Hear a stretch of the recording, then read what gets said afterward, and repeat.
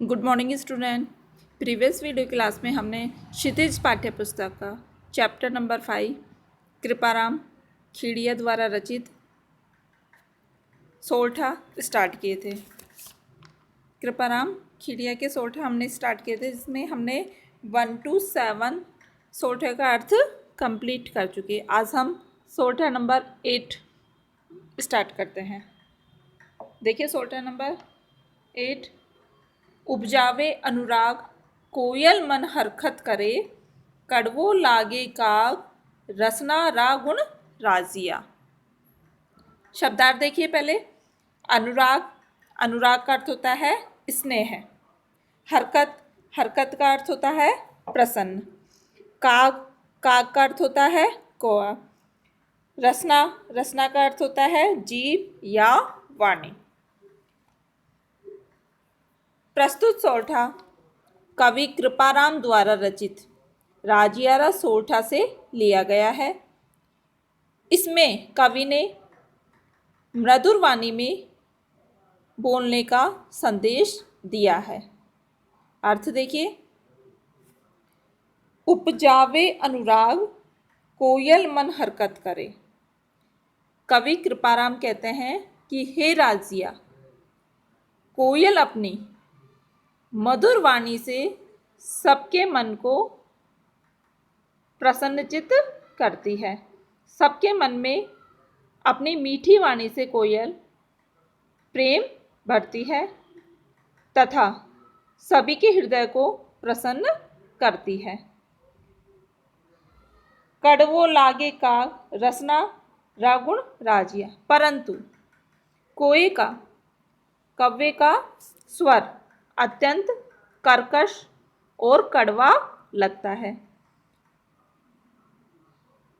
कोयल की वाणी मीठी होती है और कव्वे की जो वाणी है वो कड़वी लगती है, और उसको सुनने पर किसी का भी मन अच्छा नहीं होता है। सभी को वो वाणी कड़वी लगती है। वाणी के गुण की यही पहचान है, अर्थात मधुर वाणी सभी को अच्छी लगती है। मधुर वाणी में ही सभी के साथ अच्छा व्यवहार करना चाहिए। प्रस्तुत सोरठे में अनुप्रास, अलंकार व सोरठा छंद का प्रयोग हुआ है। प्रस्तुत सोरठे में कवि ने कोयल और कव्वे में वाणी के द्वारा अंतर बताया गया है।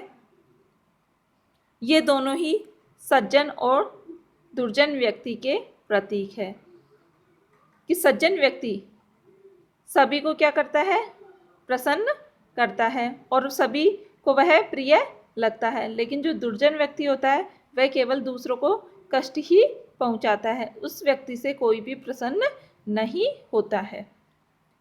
नेक्स्ट देखिए सोरठा नंबर 9। दूध नीर मिले दोए हेक जैसी आकृति हुए, करे न न्यारो कोई राजहंस बिना राजिया। शब्दार्थ देखिए पहले। नीर, नीर का अर्थ होता है पानी। हेक का अर्थ होता है एक, जिसी का अर्थ होता है जैसी। आकृत का अर्थ होता है आकृति या रूप। हुए का अर्थ होता है हो जाती है। न्यारी का अर्थ होता है अलग। राजहंस, राजहंस देखिए एक जल पक्षी है जिसे दूध और पानी को अलग कर देने वाला माना जाता है। यह कहा जाता है कि वह दूध और पानी को अलग अलग कर देता है, कि दूध में पानी मिलने से वह एक समान एक रूप का हो जाता है। लेकिन जो राजहंस जो पक्षी है वह दूध को अपने मुंह में ले लेता है, पी लेता है और बाकी का जो पानी है उसे अलग कर देता है। अर्थ देखिए। जो प्रस्तुत सोरठा है उसमें कवि ने राजहंस की विशेषता बताई है तथा गुणों को पहचानने के लिए कहा है। अर्थ देखिए, व्याख्या।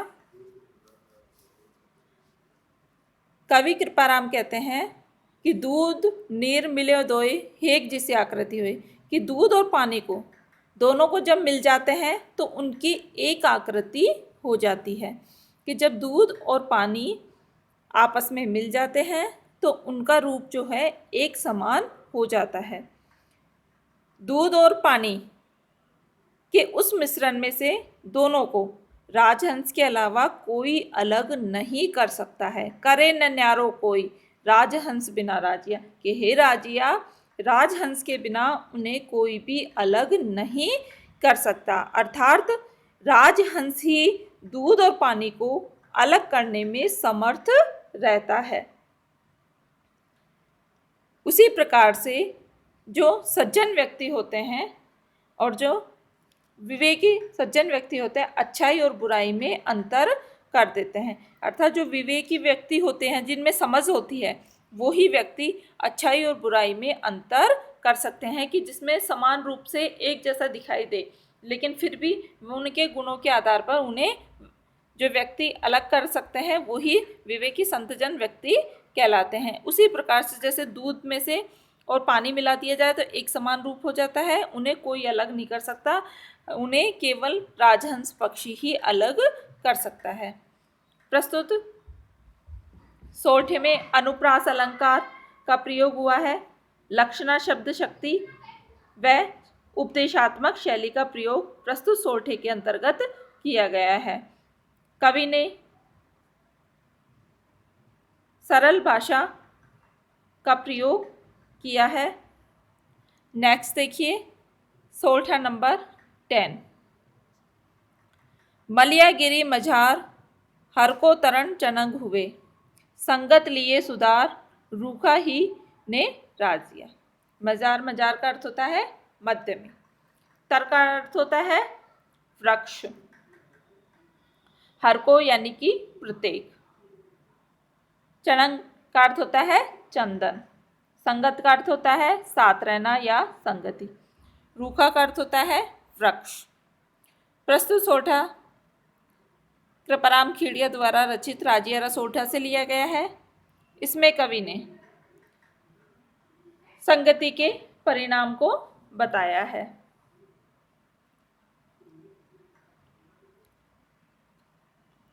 संगति के परिणाम को कवि ने चंदन और अन्य वृक्षों के माध्यम से सिद्ध किया है।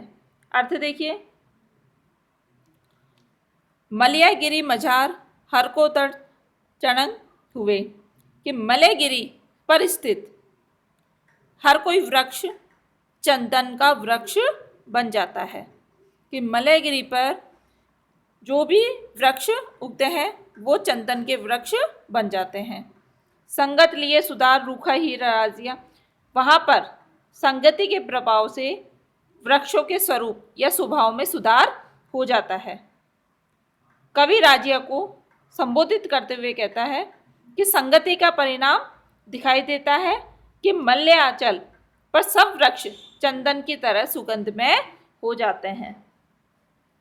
कहा जाता है कि मलयगिरी पर्वत पर चंदन के वृक्ष उगा करते हैं, किंतु उनके साथ उगने वाले जो अन्य पेड़ पौधे भी होते हैं ना, उनमें भी चंदन के गुण आ जाते हैं। चंदन की खुशबू उन वृक्षों के अंदर भी फैल जाती है।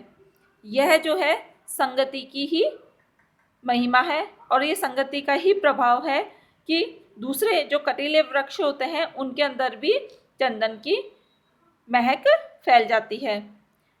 चंदन का संग करने से जो अन्य वृक्ष होते हैं उनमें भी क्या हो जाता है, सुधार हो जाता है, वे भी चंदन के जैसे सुखमय हो जाते हैं।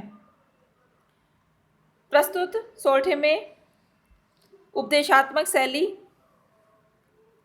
तथा लक्षणा शब्द शक्ति का प्रयोग कवि ने किया है। अनुप्रास अलंकार तथा सत्संगति से चरित्र में सुधार हो जाता है, इस तरह का संदेश प्रस्तुत सोठे में कवि ने दिया है। नेक्स्ट देखिए, सोठा नंबर 11।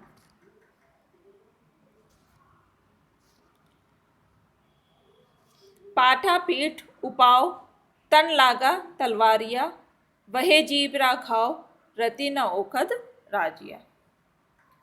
उपाव, उपाव का अर्थ होता है उपाय।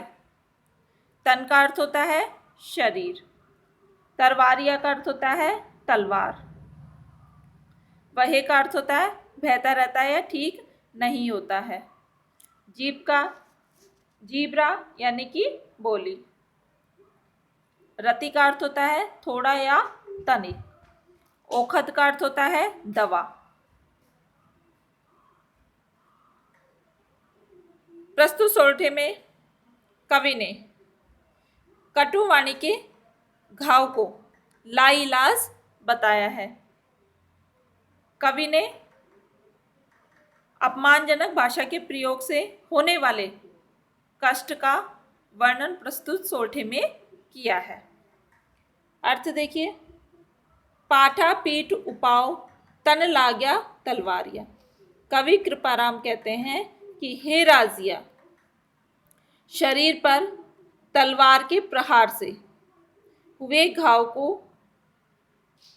दूर करने के उपाय है कि अगर शरीर पर तलवार का घाव होता है तो उसे दूर किया जा सकता है। उसके बहुत से उपाय होते हैं और उपाय करके उसे दूर किया जा सकता है। उसकी औषधि भी मिल जाती है उस घाव को दूर करने के लिए, अर्थात घाव ठीक हो सकता है। वहे जीबरा घाव रति न ओखद राजिया। लेकिन कटुवाणी का घाव ऐसा होता है, अर्थात जो बातें अपमानजनक कही जाती है उसका घाव ऐसा होता है कि उसकी कोई दवा नहीं होती है। भाव यह है कि कटु वचनों के घाव अमिट होते हैं जो कि कभी भी नहीं मिटते हैं।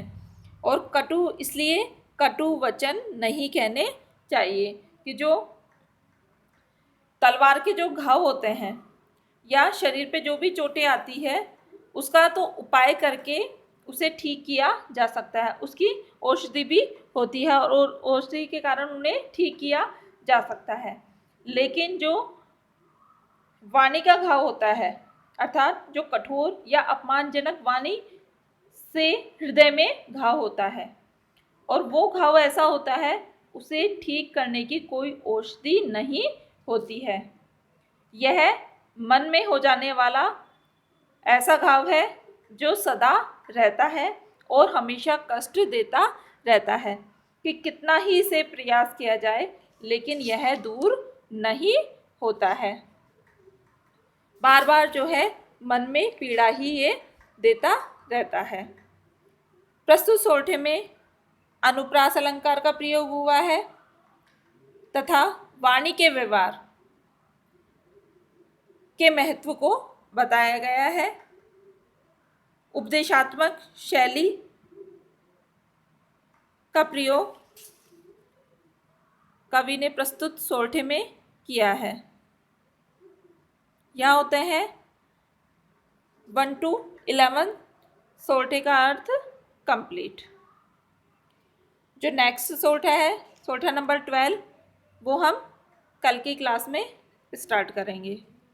आप सभी को इन सोरठों का व्याख्या फिर नोटबुक में राइट करनी है और साथ में जो लेसन हमारे कंप्लीट हो चुके हैं उन्हें लर्न भी करना है।